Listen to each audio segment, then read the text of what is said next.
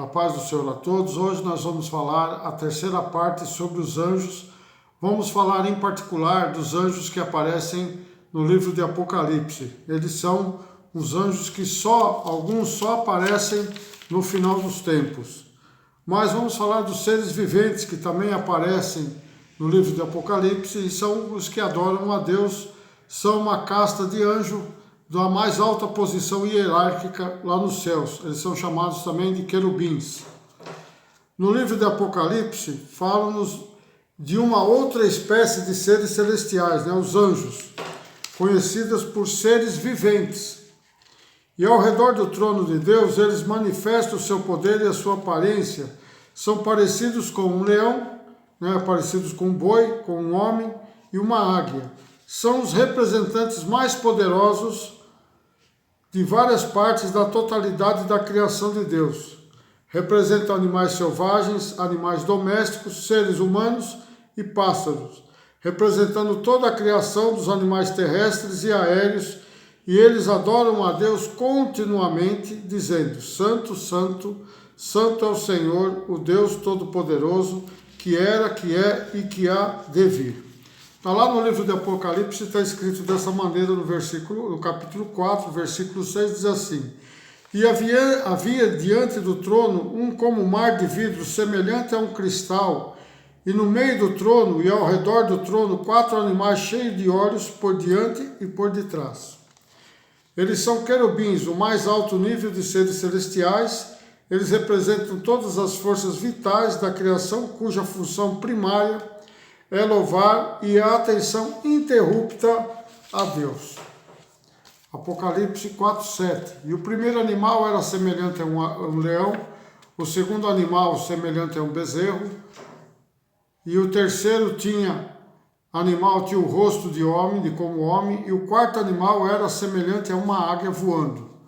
Os 4 símbolos sugerem coragem, força, inteligência e velocidade majestosa no serviço ao Criador. Então essa é a representação desses 4 animais. Apocalipse 4:8. E os 4 animais tinham cada um respectivamente 6 asas, e ao redor e por dentro estavam cheios de olhos, e não descansavam nem de dia e nem de noite, dizendo: Santo, Santo, Santo é o Senhor Deus, o Todo-Poderoso, que era e que é e que há de vir.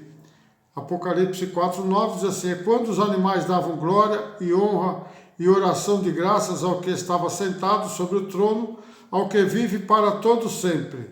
Aparece também registrado na Bíblia no jardim do Éden, onde foram designados para guardar o jardim do Senhor. Então esses querubins também estão desde o princípio da criação, estão junto com Deus, obedecendo às suas ordens. Lá em Gênesis 3:24 diz assim: E havendo lançado fora o homem, pôs querubins ao oriente do jardim do Éden, e uma espada inflamada que andava ao redor para guardar o caminho da árvore da vida. No livro de Êxodo também os querubins foram representados em cima da arca, posto um de frente para o outro no propiciatório. Está lá em Gênesis 25 do 18. Êxodo 25, 18 a 20. A visão de um querubim também, Samuel teve a visão de um querubim lá em 2 Samuel 22, do 10 e 15. Descrito também em Salmos 80, versículo 1 e Salmos 99, versículo 1. E a visão de Ezequiel no rio Quebar, lá em Ezequiel de 1, do 4 ao 28 e também no capítulo 10, de 1 ao 3.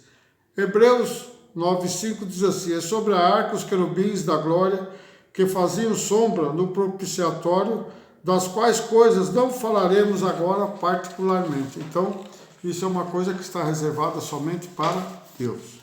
No livro de Hebreus é bem claro, que agora não falamos particularmente sobre esse assunto.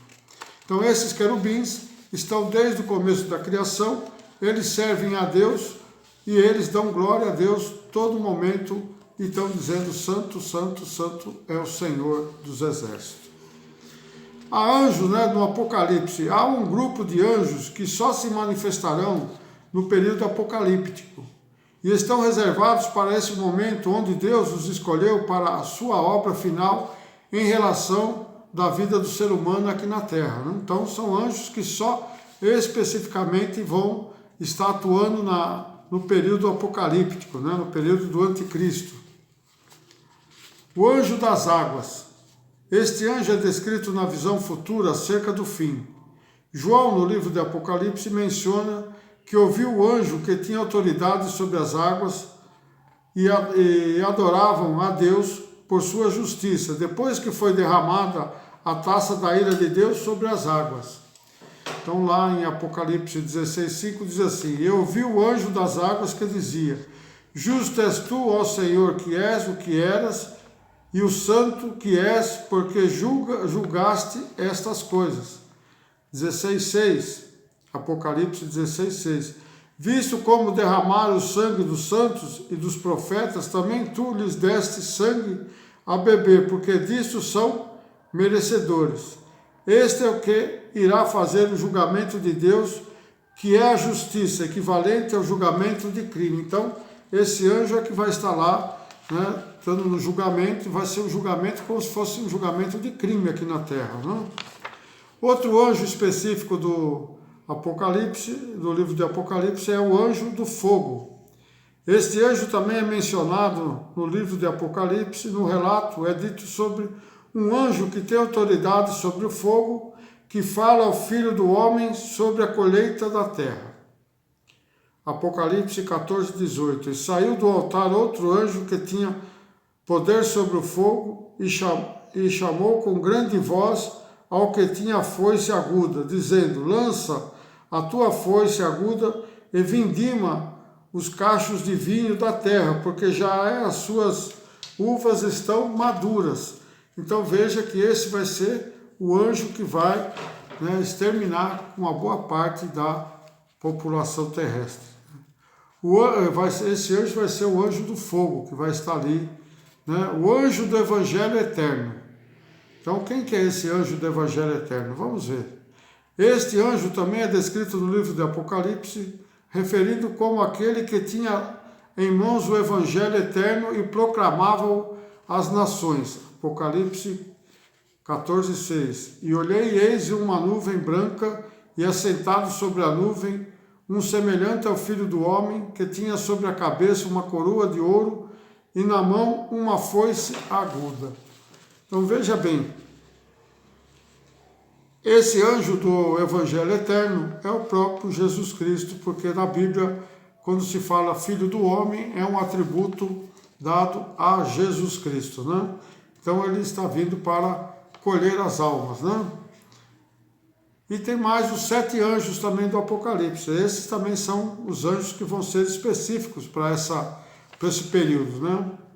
São os anjos que irão tocar suas trombetas e derramar as taças da ira de Deus no juízo final. A descrição detalhada da ação desses anjos aparece no livro de Apocalipse, e há um paralelo entre a imagem descrita no toque das trombetas e no derramar das 7 taças da ira de Deus. Então, está relacionado com as trombetas e as 7 taças que vão ser derramadas da ira de Deus, né? As 7 pragas. E está lá descrito lá no livro de Apocalipse, do capítulo 6, do versículo 1 ao 15, Apocalipse capítulo 8, do versículo 2 ao 6, e Apocalipse do capítulo 16, de 1 a 19. Nós não vamos ler porque é muito extenso, e você anota, eu vou só ler algumas partes, né? E você anota e lê e tira as suas conclusões. Apocalipse 8:2. E viu os 7 anjos que estavam diante de Deus, e foram-lhe dados 7 trombetas. No 8:6, e aos 7 anjos que tinham 7 trombetas, prepararam-se para tocá-las. No 16:1, e ouvi vindo do templo uma grande voz que dizia: os 7 anjos, ide e derramai sobre a terra as 7 taças da ira de Deus.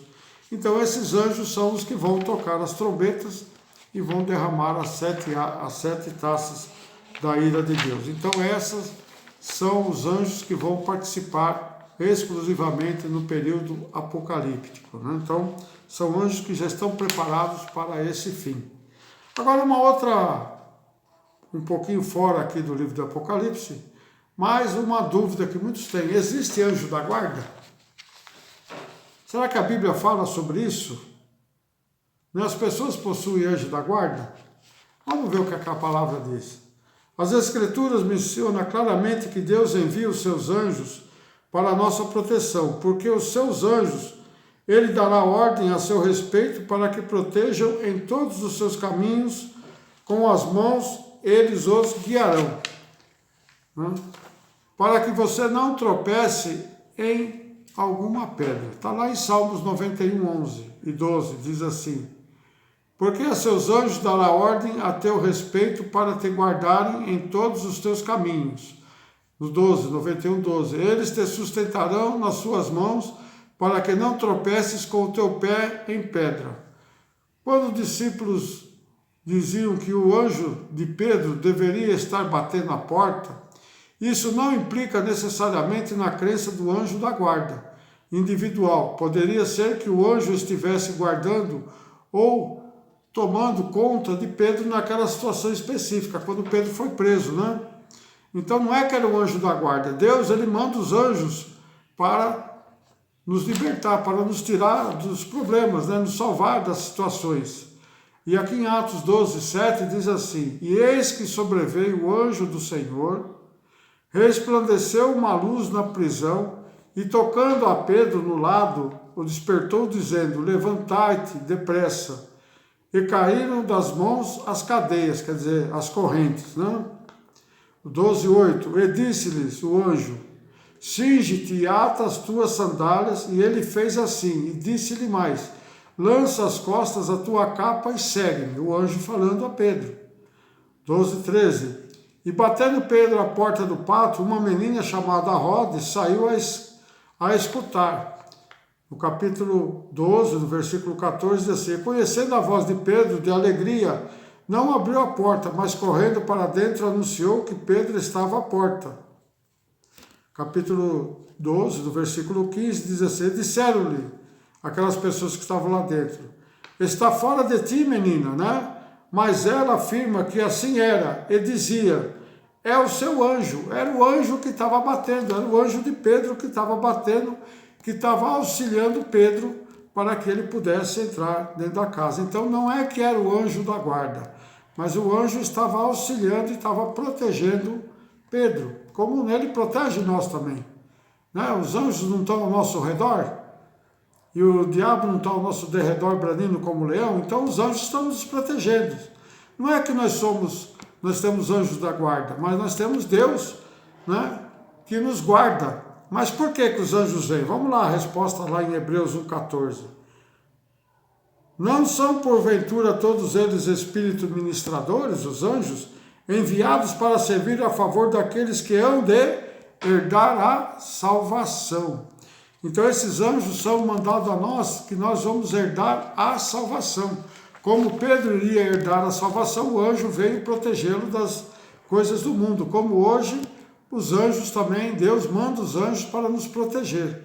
Então não é que é anjo da guarda, mas são anjos protetores para aqueles que estão separados para serem salvos. Amém? Terminamos a terceira parte.